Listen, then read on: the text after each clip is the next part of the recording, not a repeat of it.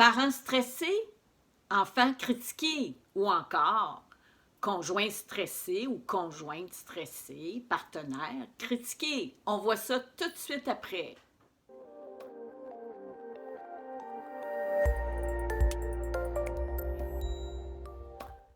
Oui, effectivement, malheureusement, lorsque nous sommes stressés, notre cerveau a tendance à regarder tout ce qui lui déplaît. Alors, il va avoir, son attention va être portée vers ce que nous n'aimons pas.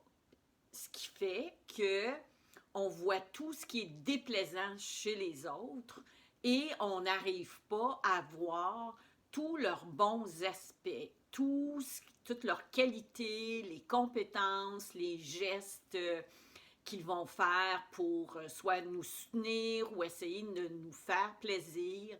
On ne les voit pas. On va interpréter parce que c'est comme si on avait des lunettes de stress. Parce que vous savez, ce ne sont pas les yeux qui regardent, mais c'est notre cerveau qui regarde. C'est le cerveau qui dicte, surtout si lorsqu'on est branché sur notre cortex, le lobe frontal, lui, à ce moment-là, il est apaisé. C'est lorsque nous allons bien, lorsque nous sommes soit neutres ou en sécurité. Alors, ce qui fait qu'à ce moment-là, on va voir c'est notre chef d'orchestre, puis lui, il va donner des ordres, il va commander nos différents cortex auditif, visuel, etc. Et c'est ce qui va faire que notre attention va être portée sur autre chose que le stress et ce qui nous dérange. Lorsque nous sommes stressés, nous sommes déconnectés de notre cortex, de notre lobe frontal, puis à ce moment-là, bien, c'est ça, c'est qu'on regarde tout ce qui ne fonctionne pas. Alors, je vous donne un exemple. Mon conjoint, bien, voulait aller faire l'épicerie pour m'aider, m'enlever cette tâche. Et il l'a fait à ma façon, parce que moi, j'ai une façon très spécifique de le faire. Je ne vais pas dans les grandes surfaces, je fais tous les petits propriétaires. Puis j'essaie d'acheter le plus frais possible. Alors, c'est ce qu'il a fait. Donc, c'est une épicerie qui est beaucoup plus longue à faire, naturellement.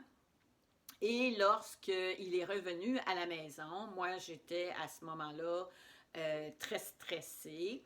Bien, tout ce que j'ai vu, c'est ce qui me déplaisait. Au lieu de regarder tout ce qu'il avait fait de bien, voyez-vous, mon cerveau, à ce moment-là, bien, il en était incapable.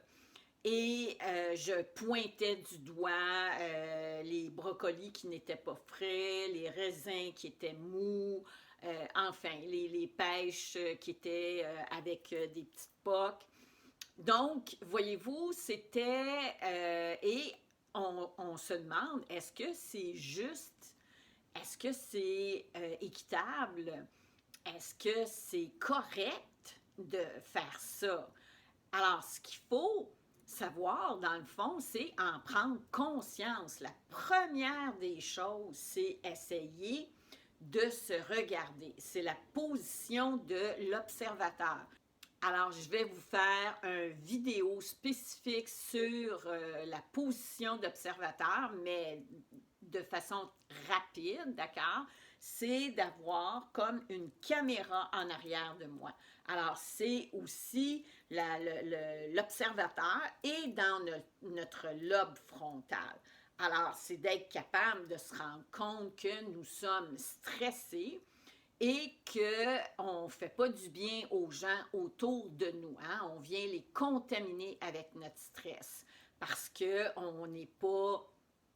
on se trouve à être critique, négatif, pessimiste, voyez-vous. Alors, c'est important de réaliser tout ça. Alors, dans le fond, c'est un petit peu comme si un comportement, voyez-vous, c'est comme une ligne, d'accord? Alors, au lieu de voir qu'est-ce qui me satisfait ou qu'est-ce qui est bien, ou bien, c'est qu'on va tout le voir comme insatisfaisant. Et même des fois, parce qu'il faut comprendre que dans un comportement, il y a une intention. Si elle n'est pas consciente, elle peut être inconsciente. Fréquemment, chez les enfants, elle va être inconsciente. Comme, supposons, mon enfant veut se verser un verre de lait, puis il fait un dégât. Alors, peut-être que moi, je comprends que tout le comportement est insatisfaisant, il a fait un dégât. Peut-être aussi que je vais le voir, je vais voir son intention, je vais avoir la capacité de voir son intention, puis qu'il voulait bien faire, il voulait être autonome, voyez-vous. Alors, c'est important de regarder, bien, c'est quoi l'intention? Puis, alors, donc, habituellement, l'intention est toujours positive, pas habituellement, elle est toujours positive. Alors, si on n'est pas capable de voir une partie du comportement qui est bonne, du comportement qui est bon, bien, il faut regarder à ce moment-là l'intention, hein, comme, supposons, un de mes enfants frappe un autre enfant, ou frappe sa sœur ou son frère, bien, son intention, d'accord, le comportement est inadéquat. C'est vrai qu'il n'est vraiment pas correct. Sauf que son intention, bien, probablement qu'il voulait se défendre ou il s'est senti attaqué. D'accord, voyez-vous?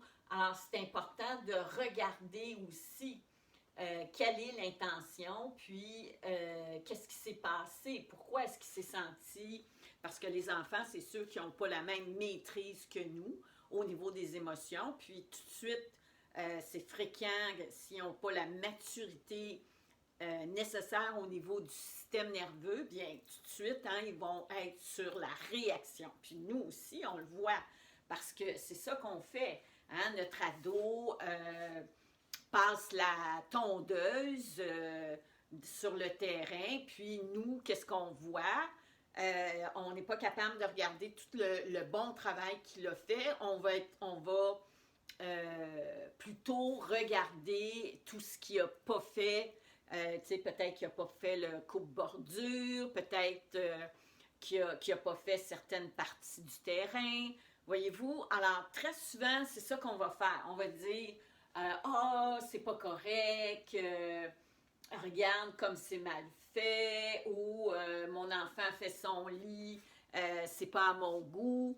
C'est ce que je vais dire immédiatement, je vais critiquer. Alors, voyez-vous, c'est de se demander, bien, est-ce que c'est correct? Est-ce que je suis en train de nourrir la relation positivement? Est-ce que je suis en train de créer, parce que moi j'appelle ça le jardin relationnel. Alors, est-ce que je suis en train de mettre des roches dans mon jardin ou je suis en train de semer des belles fleurs, de la joie, de la satisfaction, puis c'est directement relié avec le lien d'attachement. Alors, si nous sommes parents dans une relation de couple, bien, ça va être le niveau de confiance qu'on va avoir envers l'autre. Alors, c'est important de regarder tout ce que l'autre fait de bien avant de parler de ce qui nous n'est pas satisfaisant pour nous. Voyez-vous? Puis aussi, c'est très important, on ne dira pas hey, c'est super, tu t'es brossé les dents, mais tu as oublié de boucher le tube de dentifrice, parce que lorsqu'on parle du mais, bien, à ce moment-là, on vient faire abstraction de tout ce qui s'est dit avant. Alors, on va dire en même temps. Puis ça, j'en parle fréquemment d'utiliser des termes qui vont relier. D'accord? Alors, on apprend de cette façon-là à notre cerveau, bien, il peut exister, il peut coexister deux réalités différentes. Puis c'est ça les relations, c'est de s'apercevoir que moi j'ai ma réalité et toi tu as ta réalité. Parce que ce ne sont pas les yeux qui regardent, mais c'est notre cerveau. Alors, de cette façon-là, vous allez pouvoir semer davantage d'amour, de joie, d'équité, de justice, parce que c'est ça, c'est rendre justice à l'autre en ayant un regard sur soi, en prenant conscience aussi de l'état où je suis. Est-ce que je suis stressée présentement? Est-ce que je suis constamment en train de critiquer et je ne suis pas capable de regarder l'autre d'une façon positive? Alors, n'oubliez pas besoin de se culpabiliser. On est bon, on est capable de voir les compétences, les qualités et tout ce que les autres font de bien autour de nous. À la prochaine!